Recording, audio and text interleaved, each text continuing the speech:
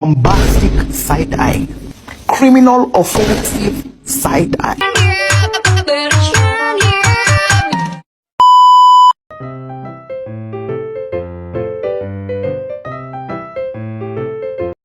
Halo semuanya, di video kali ini kita akan membahas 3 hal.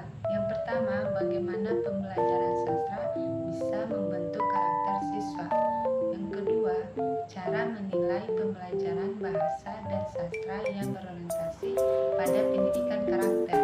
Dan yang ketiga, cara mengembangkan bahan ajar dan media pembelajaran bahasa dan sastra yang berbasis karakter. Baik, mari kita mulai dengan pembahasan pertama, yaitu pembelajaran sastra yang bisa membentuk karakter siswa. Sebelum membahasnya, kita perlu memahami terlebih dahulu apa itu sastra dan jenis-jenisnya. Secara etimologi, sastra berasal dari bahasa Sanskerta, terdiri atas kata sas yang berarti mengarahkan, memberi petunjuk atau instruksi, dan kata tra yang berarti alat atau sarana. Secara umum, sastra dapat diartikan sebagai karya tulis yang memiliki nilai estetika dan artistik. Sastra juga dapat diartikan sebagai ungkapan pengalaman manusia yang disampaikan melalui bahasa yang indah dan memiliki makna.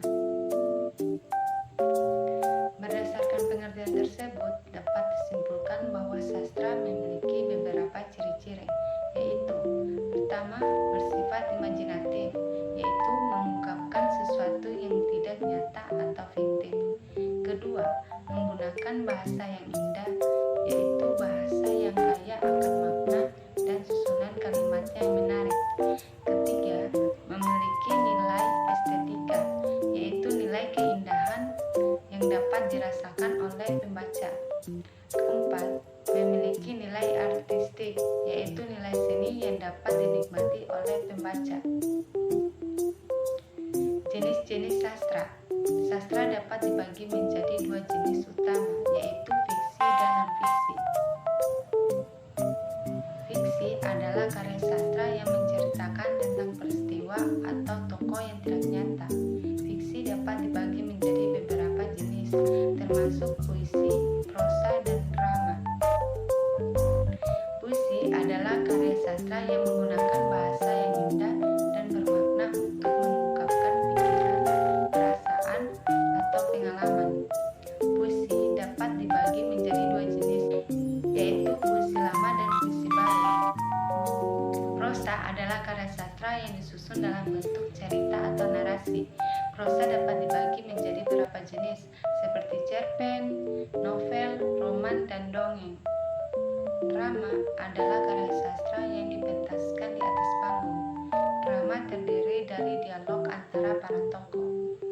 Drama dapat dibagi menjadi beberapa jenis, seperti komedi, tragedi, dan tragikomedi.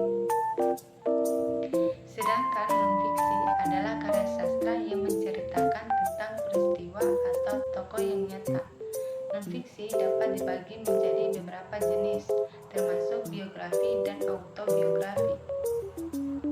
Biografi adalah karya sastra yang menceritakan tentang kehidupan seseorang.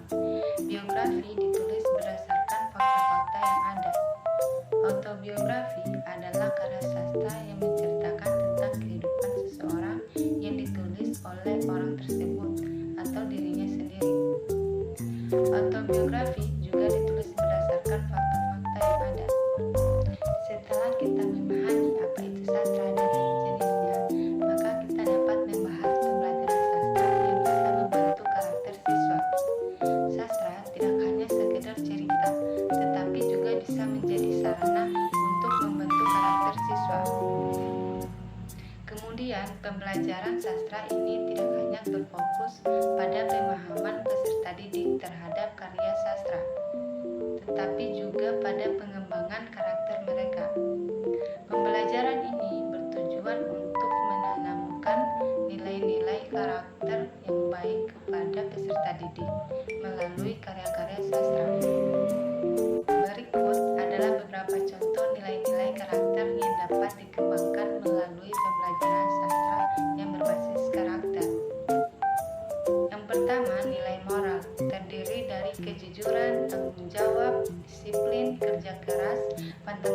rela, toleransi, dan sebagainya. Yang kedua, nilai agama terdiri dari keimanan, ketakwaan, akhlak mulia, dan sebagainya. Yang ketiga, nilai sosial terdiri dari gotong royong, solidaritas, dan juga empati. Yang keempat, nilai budaya terdiri dari cinta tanah air dan juga kearifan lokal. Jadi teman-teman, dengan pembelajaran sastra berbasis karakter, peserta didik dapat memahami nilai-nilai karakter yang terkandung dalam karya sastra. Peserta didik juga dapat mengembangkan karakter mereka dengan meneladani tokoh-tokoh dalam karya sastra yang memiliki karakter yang positif. Berikutnya kita akan membahas cara menilai pembelajaran bahasa dan sastra yang berorientasi pada pendidikan karakter. Penilaian otentik merupakan salah satu cara yang dapat digunakan untuk menilai pembelajaran tersebut. Penilaian otentik dilakukan dengan mengukur hasil belajar siswa secara langsung dalam konteks yang nyata dan melibatkan berbagai aspek kompetensi. Dengan demikian, penilaian otentik tidak hanya berfokus pada hasil belajar siswa, tetapi juga pada proses belajar mereka. Penilaian ini dilakukan dengan cara mengumpulkan berbagai data yang relevan dengan tujuan pembelajaran.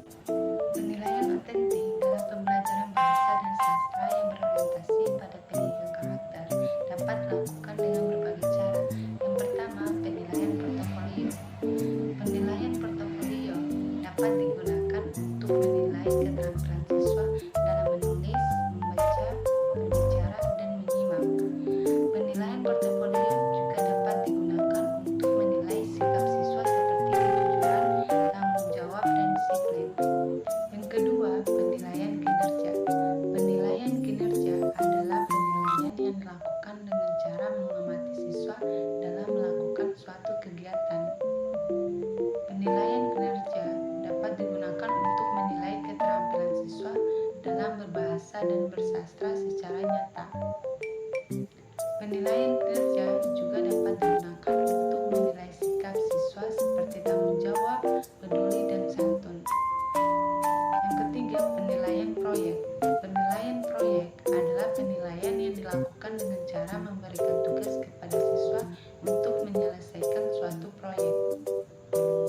Proyek yang diberikan dapat berupa kegiatan menulis cerita, membuat puisi, atau membuat film pendek. Penilaian proyek dapat digunakan untuk menilai keterampilan siswa dalam berbahasa dan bersastra secara kompleks. Penilaian proyek juga dapat digunakan untuk menilai sikap siswa seperti kerjasama, kreativitas, dan disiplin.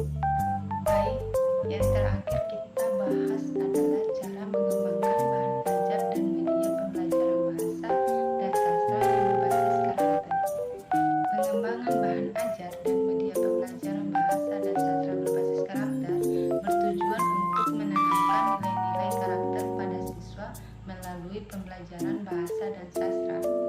Bahan ajar dan media pembelajaran yang dikembangkan haruslah pertama berisi materi bahasa dan sastra yang sesuai dengan kurikulum dan perkembangan siswa.